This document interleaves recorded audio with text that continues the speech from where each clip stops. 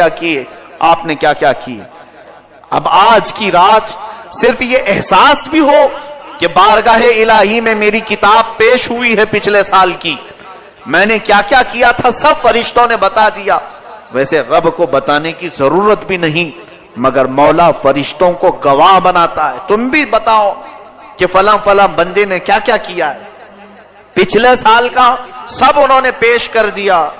اب رب تبارک و تعالیٰ کا حکم نازل ہو رہا ہوگا کہ یہ بندہ جس نے پچھلے سال یہ تمام کام کیے، اب اگلے سال اس کے یہ معاملات ہیں، اس کے لیے اتنا رزق لکھو، اس کے لیے اتنی برکت لکھو، اور اس کو ذلیلوں میں لکھو، اس کو عزت والوں میں لکھو، اور اس کو زندہ رہنے والوں میں لکھو، اس کو بیمار لکھو، اور اس کے بعد اس کو مرنے والوں میں لکھو۔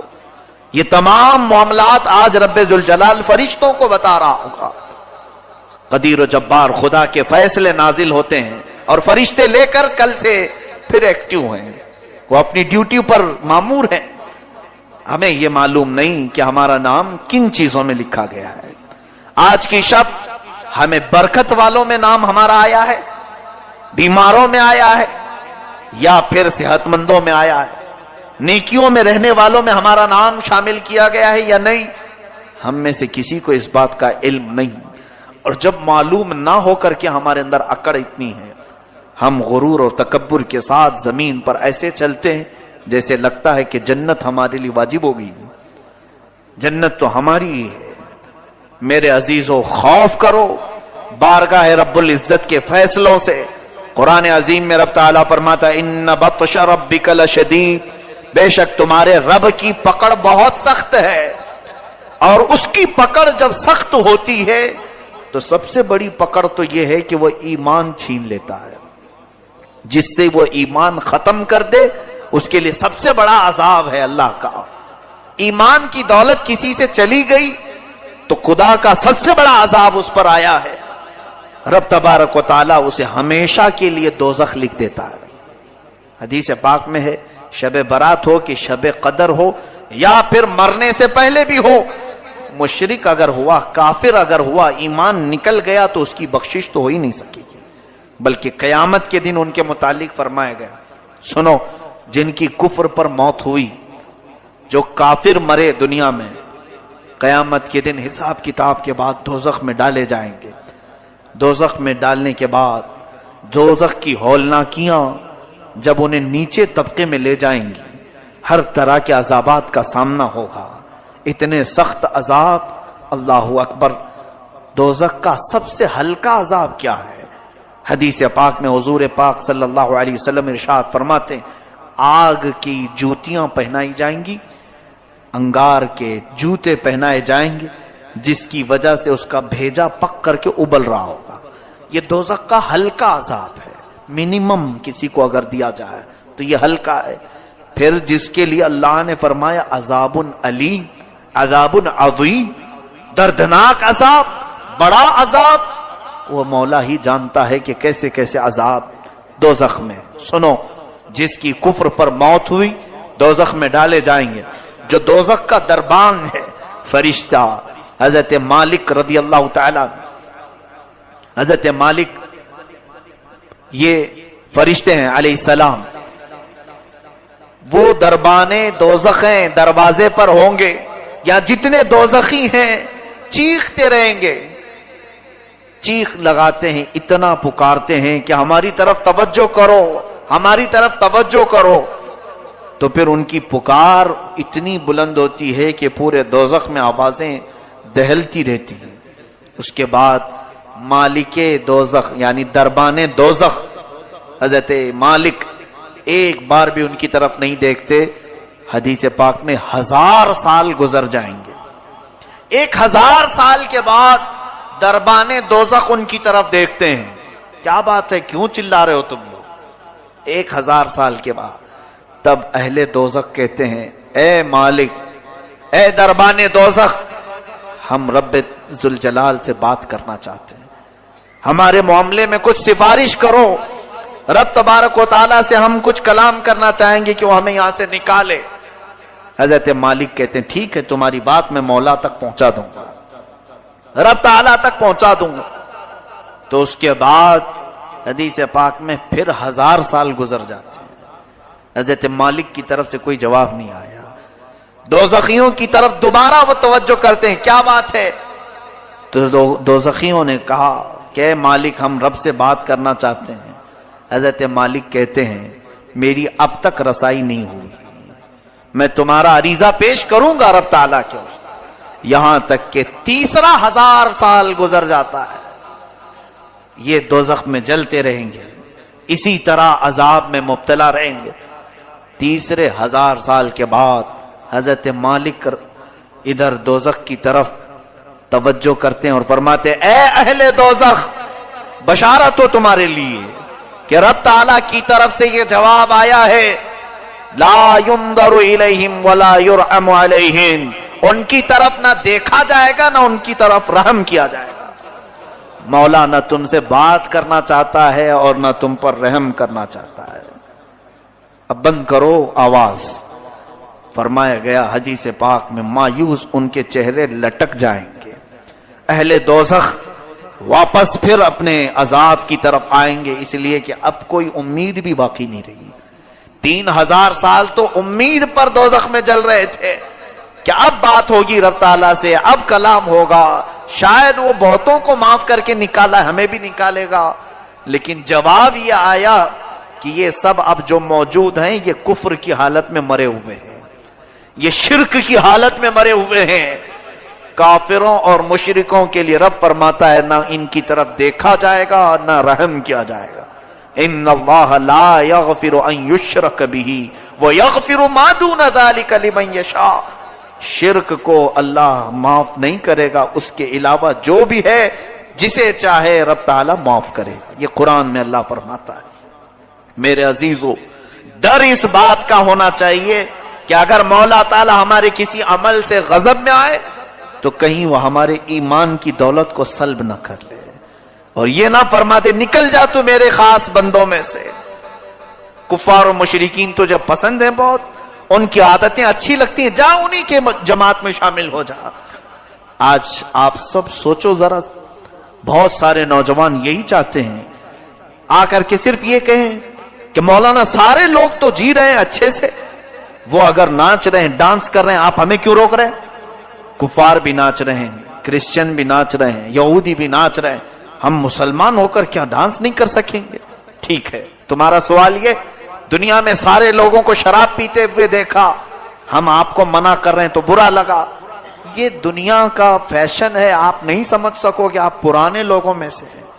ہم نئے زمانے میں زندگی گزارنا چاہتے ہیں، ہم کچھ ماڈرن بننا چاہتے ہیں۔ فلمی ایکٹروں کو دیکھ کر ان کی طور طریقے کو اپناتے ہوئے نکل پڑے اور پھر یہ سمجھا کہ ہم ایک نئے راستے پر چل رہے ہیں۔ سنو، ٹھیک ہے، جس کا راستہ چاہے اپنا لو، جس کا راستہ، کیونکہ تمہارے لیے نہ میں چھڑی لے کر کے بیٹھا ہوں، نہ اللہ کا کوئی فرشتہ تمہاری گردن جھکا کر تمہیں عبادت کرنے کے لیے آئے گا، بلکہ رب تعالیٰ دنیا میں تمہیں آزاد رکھا ہے، تمہیں جو مرضی میں آئے کرو، جو اچھا لگے کرو۔ قیامت کے دن پھر تیار رہنا اپنے اعمال کا جواب لینے کے لیے۔ قیامت کے دن ہر ایک کے حساب کتاب کے لیے تم خود ذمہ دار ہوں گے۔ آج میں ان نوجوانوں سے کہتا ہوں جنہیں کفار و مشرکین اچھے لگتے ہیں، جن کو لوگوں کے ہاتھوں کے شراب کی بوتلیں پسند ہیں، جوے خانے، شراب، تاش کے اڈے، یہ سب بہت اچھے لگتے ہیں جنہیں، اور پھر یہ فلمی دنیا کے تمام تر ظالم دجال قسم کے خرافات مچانے والے اور پورے گھروں کو تباہ کرنے والے ایکٹر انہیں پسند ہیں، ان کے ساتھ ہو جاؤ، کوئی بات نہیں، تمہیں مبارک ہو۔ قیامت کے دن کہا جائے گا جن کے ساتھ تو دنیا میں رہنا پسند کرتا تھا، آج ان کا ہاتھ پکڑ، وہ جہاں جا رہے وہیں چلا جا، آج وہ جہاں جا رہے وہیں چلا جا، وہاں سے ہاتھ چھڑا کر کے تم تو بھاگو گے، نہیں میں تو رسول اللہ کا امتی ہوں، میں میرے آقا کے پاس آؤں گا، میں اپنے نبی کا نام لیوا ہوں۔ سنو، حدیث پاک میں یہ دوڑتا ہوا آئے گا، امتی تو ہے۔ حضور اکرم صلی اللہ تعالی علیہ وسلم کے قریب آتے ہی حضور پاک سے عرض کرتا ہے، رو کر کے، چلا کر کے، مجھے فرشتے دوزخ کی طرف کھینچ رہے ہیں، بچا لیجیے۔ نبی کونین صلی اللہ تعالی علیہ وسلم کی طرف سے جواب آئے گا، تو کون ہے؟ بلکہ اس آقا کی عادت مبارکہ یہ فرماتے ہیں، میں بھرے مجمع میں بھی اپنی امتیوں کو پہچان لوں گا. کروڑوں کی تعداد میں پوری امتیں وہاں ہوں گی، مگر اپنی امت کو میں ضرور پہچانوں گا ہزاروں کی لاکھوں کی بھیڑ میں بھی. یہ بھی حدیث پاک میں. لیکن ایک حدیث میں یہ ایک بندہ آئے گا اور حضور اس سے پوچھیں گے تو کون ہے؟ کہے گا حضور میں آپ کا نام لیوا، میں آپ کا امتی ہوں. اللہ کے حبیب صلی اللہ علیہ وسلم فرماتے ہیں مجھے تو نہیں اس بات کا علم ہے، تو دنیا میں کسی اور کو پسند کرتا تھا، جا آج اس کو پکڑ لے، وہ جہاں جائے چلا جا. آج میں یہی کہنا چاہوں گا، میں آپ کے اوپر کوئی سختی کا معاملہ لے کر کے نہیں آیا ہوں، آپ کے پیچھے پیچھے گھومتے ہوئے محلے بھر میں نہیں آ رہا ہوں. میں آپ کو تو یہاں سے ایک میسج دینا چاہوں گا، تمہیں جو چیزیں اچھی لگیں کرو، لیکن قیامت کا منظر یاد رہے، میدان قیامت یاد رہے. بس اتنے کام کرو کہ رسول اللہ کی بارگاہ میں منہ دکھانے کی ہمارے اندر نوبت یعنی کیفیت باقی رہ جائے. حضور کو منہ دکھا سکیں، عرض تو کر سکیں کہ آقا نفس کی شرارتوں سے بہک تو گیا تھا لیکن محبت دل میں آپ کی رکھتا تھا. حضور آپ کی سنتوں پر مر مٹنے کا جذبہ تھا، شرارت نفس نے مجھے بہکایا ضرور تھا. اے میرے عزیز و غلاموں، ان کو چھوڑ کر نہ ہماری دنیا ہے، اس رسول کو چھوڑ کر نہ ہماری قبر ہے، اس نبی کو چھوڑ کر نہ ہماری حشر ہے، کچھ بھی نہیں ہے. رسول کریم صلی اللہ تعالی علیہ وسلم سے دور ہو کر ہماری کون سی زندگی ہے؟ آج کی رات اگر یہ احساس نہیں جاگا تو پھر بیکار ہے ایسی ہزار راتیں ہیں، پھر بیکار ہے ایسی زندگی بھر بار بار آنے والی راتیں ہیں. آج بعض لوگوں کو ایسا لگتا ہے یہ رات تو آج روڈ پر ناچنے کی ہے، ایک دوسرے کو گالی گلوچ کر کے باہر کھیل کود کر پوری رات گزارنے کی ہے. ادھر مؤذن فجر کی اذان دے رہا ہو، ادھر لوگ بستر پر جا رہے ہیں. یہ آج کی رات کا تماشا لوگوں نے بنایا ہے. پٹاخے اڑاؤ، قبرستان جاؤ تو کہا مار کے ہنسو، اور اگر کسی کے ہاتھ میں بائک آئے تو ایسے اڑاؤ کہ کئی لوگ اس میں حادثوں کے شکار، کئی لوگ اس رات میں لوگوں کو تکلیف دینے کا ذریعہ بنتے ہیں. سنو، آج کی رات فرشتے بھی اترتے ہیں، بے حساب ان گنت تعداد میں فرشتے. تم جس وقت اس طرح سے اڑا رہے ہو سکتا ہے ہم سے تمہیں ڈر نہیں لگتا، اللہ کے وہ ملائکہ تمہارے ہر کام کی گواہ بنیں گے.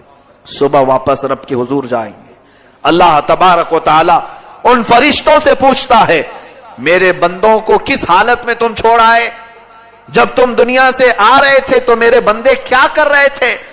فرشتے سچ سچ بتائیں گے، اے رب ذوالجلال فلاں بندہ تیرا بے حیائی کر رہا تھا، فلاں بندہ آج مسجدوں سے تیرے ذکر کی آوازیں آ رہی تھی، لیکن فلاں بندہ وہاں پر اپنی گاڑیوں میں اچھل کود مچا رہا تھا، بے حیائی، خرافات اور فحاشی اور اپنے برے اعمال سے لوگوں کو ایذا پہنچا رہا تھا. یہ ملائکہ رب تعالیٰ کے حضور پیش کریں گے، اور رب تعالیٰ کی طرف سے جو جلال نازل ہوگا اس کے ذمہ دار آپ ہیں.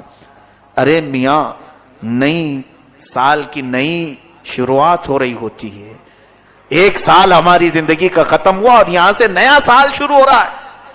اب یہاں اپنی قسمت میں آج کیا لکھا گیا ہے کسی کو معلوم نہیں ہے نا.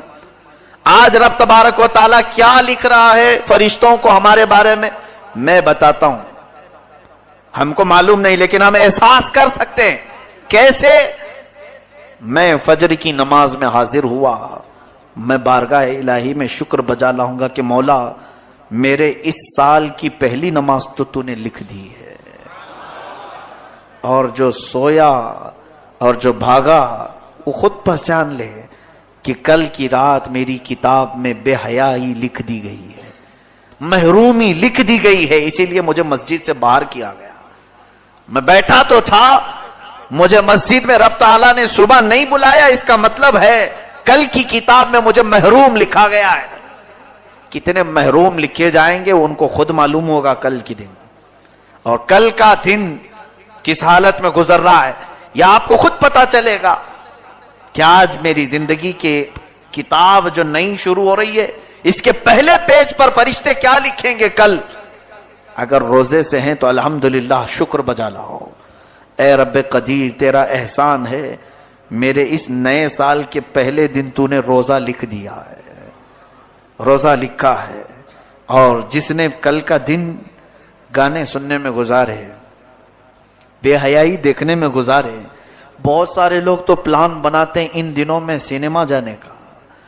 عیدوں تہواروں کو لوگ سمجھتے ہیں کہ یہ سینما بھی نہیں کرنا چاہیے. ان کے لیے بھی یہ بات سمجھ لو کہ یہ وہ لوگ ہیں جن کو آج کی رات رب تبارک و تعالیٰ اپنی رحمت سے دور کر دیا ہے. فرشتوں کو حکم دے دیا گیا کہ ان کے نام بدبختوں میں لکھے جائیں، حرما نصیبوں میں لکھے جائیں، کمبختوں میں لکھے جائیں. جنہوں نے کل کا دن گزارا انہیں خود پتا چل جائے گا کہ آج کی رات ہمارے بارے میں کیا لکھا جا رہا ہے. اور کل جو اچھے سے دن گزار لیا، میں باقی پورے سال کی بات تو نہیں کرتا، لیکن سال کی شروعات جس کی اچھی ہوئی، رب کی ذات سے امید ہے کہ سال پورا اچھا گزرے گا. ہماری کتاب کی شروعات پہلا پیج اگر اچھا لکھا گیا، میرے رب کی ذات سے یقین ہے کہ آگے کے صفحے بھی اچھے ہی لکھے جائیں گے. اور جس کا پہلا پنہ بگڑ گیا ہے، ہوتا اسی ہے. کتاب میرے سامنے لا کر پیش کر دی گئی، ایک بھری کتاب کھولا میں نے، اس کے پہلے پیج پر گالیاں لکھی گئی، بند کر دیا. یہ کون بدبخت مجھے کتاب دے دیا، کس چیز کی ہے، میں آگے کیوں پلٹوں، پہلے پیج پر اتنی غلاظت لکھی ہے. اے رب قدیر کے حضور مغفرت طلب کرنے والوں، آج رب تبارک و تعالیٰ سے اتنی طلب کر لو کہ ہماری نئی کتاب کا پہلا پنہ نیکیوں سے بھر جائے، نیکیوں سے بھر جائے. اس کے لیے آپ کو عملی میدان میں بھی آنے کی ضرورت ہے. یہ رہی بات ہمیں خوف کی، احساس کی. اب رزق کی تقسیم ہو رہی ہے. پورا سال کچھ لوگ بے برکتی کی شکایت کرتے رہے، ہماری روزی بند ہے، دکان بند ہے، تجارت بند ہے. ایک بات یاد رکھو، جتنا تمہارے مقدر میں لکھا جائے گا اتنا مل کے رہے گا. چاہے تم 1000 لوگوں کو بولو یا 1 کو بولو یا 70 کو بولو، جتنا ملنا ہے وہ آج بٹ گیا، تو کیوں دوسروں کو بول کر مطلب ہے؟ آپ کو ایسا لگتا ہے 4 لوگوں کو بولوں گا تو میرا رزق بڑھ جائے گا؟ آج جو دکان بند پڑی ہے یا کم دھندا ہو رہا ہے، میں اور 5-6 لوگوں کو بولوں تو کچھ اور بڑھ جائے گی. تمہارے حصے میں جو لکھا گیا آج کی رات، وہ اگلے سال تک تمہیں مل کر رہے گا. لو لگاؤ اور اس رب ذوالجلال کی طرف، ملے تو اس کا شکر ہے، نہ ملے تو اس کے دربار میں دعا ہے. لوگوں سے ہمیں کچھ بھی نہیں ہوگا. ما یفتح اللہ للناس من رحمت فلا ممسک لها وما یمسک فلا مرسل له من بعد. اللہ فرماتا ہے اللہ نے جن انسانوں کے لیے اپنی رحمت کے دروازے کھول دیے اسے کوئی بند نہیں کر سکتا. وما یمسک فلا مرسل لها. اللہ فرماتا ہے اور جس کے لیے رب نے بند کر دیا کوئی نہیں کھولے گا. چاہے کوئی بابا ہو